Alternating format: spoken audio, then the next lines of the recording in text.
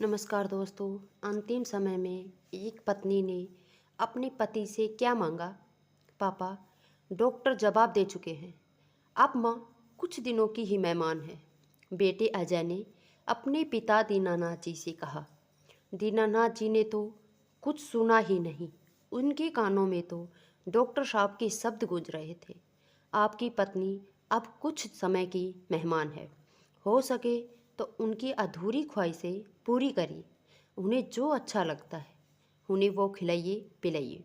दीनानाथ जी अपनी पत्नी को घर ले आए और उनकी देखभाल में लग गए। अब इस उम्र में उन्हें अपनी पत्नी की कीमत समझ आ रही थी। जब वो जाने की तैयारी में थे, डॉक्टर के कहे अनुसार वो उनकी हर ख्वाहिश पूरी करने के लिए बेचैन थे। एक दिन सुबह सुबह उनका सिर अपनी गोद में लेकर बैठ गए और बोले, शोभा, वैसे तो मैंने आज तक तुम्हारी कोई ख्वाहिश पूरी नहीं की, लेकिन अब करना चाहता हूँ। तुम बताओ, तुम्हारी क्या ख्वाहिश है? सुनिए जी, शादी के बाद औरत की कोई ख्वाहिश ही कहाँ रह जाती है, और अगर होती भी है तो उसे पूरा कौन करेगा? अब छोड़िए भी, मेरे पास वक्त ही कितना बचा है। मेरे मन में जितनी ख्वाहिशें हैं, इतने कम समय में तो एक भी पूरी नहीं हो पाएगी। उनमें से कई ख्वाहिशों से जुड़े लोग तो अब इस दुनिया में भी नहीं हैं। तुम कहकर तो देखो मुझसे, जो बन पड़ेगा मैं वो ज़रूर करूँगा। शोभा जी फीकी सी हंसी और बोली, जय के पापा, मैं शादी के बाद कभी अपने मायके अपनी मर्जी से नहीं जा पाई। जब भी गई अपने आंसुओं से रुलाकर ही भेजा। आपने और आपकी माँ ने इतने बंधनों में जकड़ कर रखा कि मायके का हर रिश्ता छुड़वा दिया। आज तक हर शादी ब्याह में साथ लेकर गए और उसी दिन या रात में भागते हुए लेकर चले आते हैं। कभी सोचा आपने कि मेरा भी मन करता है कि एक रात अपने माँ बाप, भाई बहन, चाचा ताऊ, मामा, मौसी, बुआ सबके साथ रहने का? लेकिन आपका तो मन बड़ा है ना। मैं भी वहाँ अपनी सब बहनों की तरह रुक कर सबके साथ हंसी ठिठोली करूं, लेकिन आपने कभी ये बात समझी ही नहीं। शादी के बाद मैंने कोई छोटा सा त्योहार भी मायके में नहीं मनाया।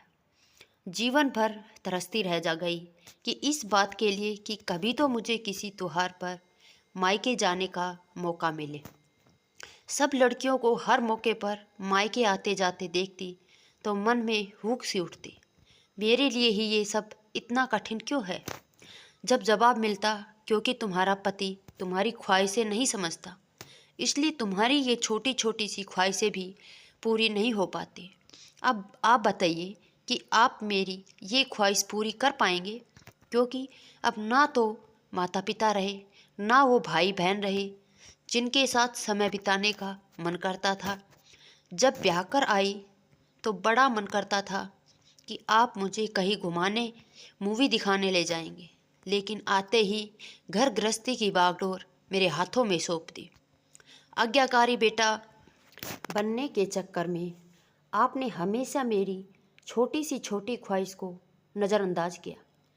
अपने मन की बात किससे कहने जाते, सब कुछ अंदर ही अंदर चलता रहता, लेकिन आपने कभी पूछा तक नहीं।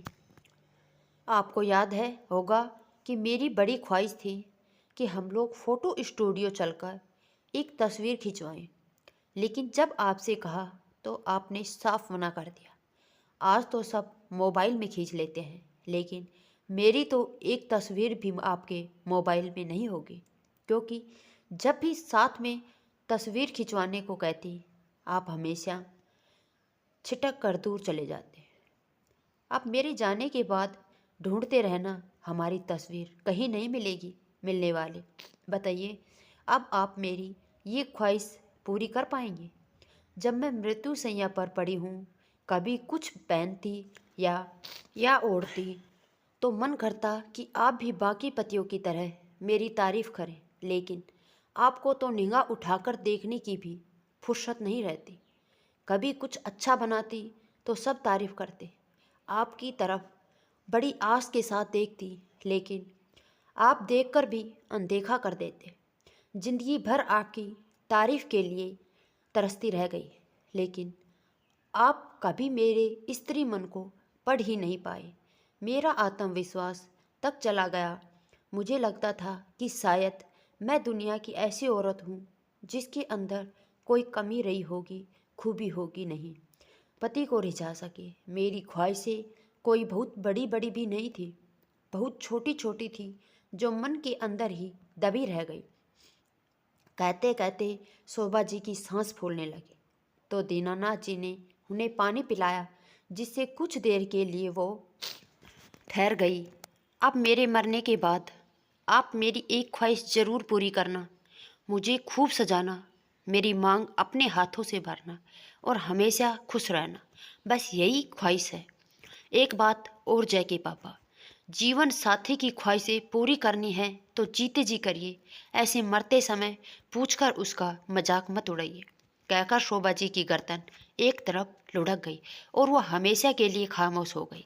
दीनानाथ जी फपक कर रोने लगे और बोले, तुमने बिल्कुल सही कहा, तुम हमेशा हमारी आंखों के सामने रही और हम हमेशा तुम्हारे अवहेलना करते रहे, कभी तुम्हारे मन की ख्वाहिशें समझने की कोशिश नहीं की।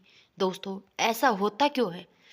जब तक इंसान आंखों के सामने मौजूद रहता है तब तक लोग उसकी कदर तक नहीं करते, लेकिन उसके जाने के बाद उसकी कीमत समझ में आ जाती है, तब कोई फ़ायदा नहीं होता, क्योंकि जाने वाला तो तश कर चला गया। अब पछताने से क्या होता है? अगर ये वीडियो पसंद आए तो लाइक शेयर ज़रूर कर लें। चैनल पर नए हैं तो चैनल को सब्सक्राइब ज़रूर करें। धन्यवाद दोस्तों।